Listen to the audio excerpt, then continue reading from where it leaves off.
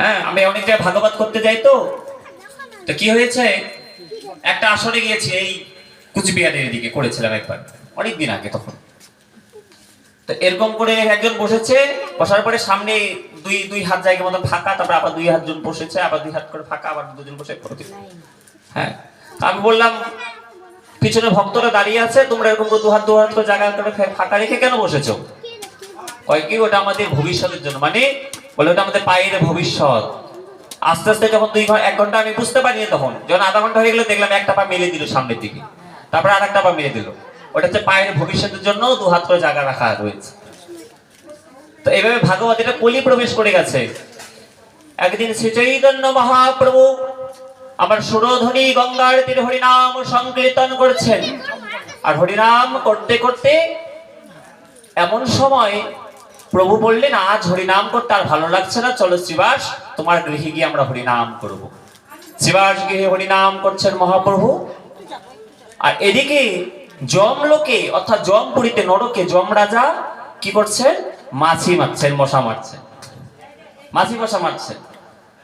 আর তার মেয়ে এসে যমরাজকে বলছেন, পিতা, ও পিতা,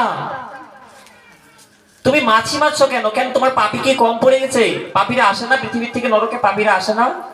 বলছে, না রে, এতদিন সবই ঠিক ছিল। যেদিন থেকে ওই গৌরচাঁদ নদিয়ায় অবতীর্ণ হয়েছে শচী গর্ভ সিন্ধু মাঝে, নদিয়ার ভাগ্যাকাশে তিনি হরিনাম দিয়ে প্রত্যেক জীবকে উদ্ধার করছে, সবাই গোলকে চলে যাচ্ছে, কেউ আর নরকে আসছে না।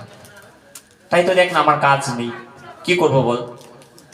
তখন বলছে, তাই নাকি পিতা? সবাই চলে যাচ্ছে গোলকে? আচ্ছা হ্যাঁ, সব ওই গৌরচাঁদের লোক।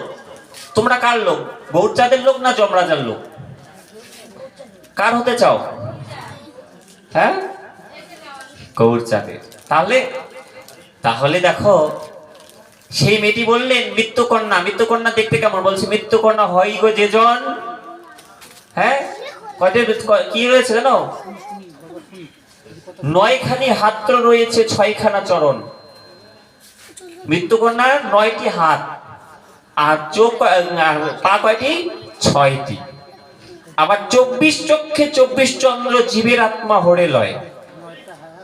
মৃত্যুকন্যার চোখ কয়টি?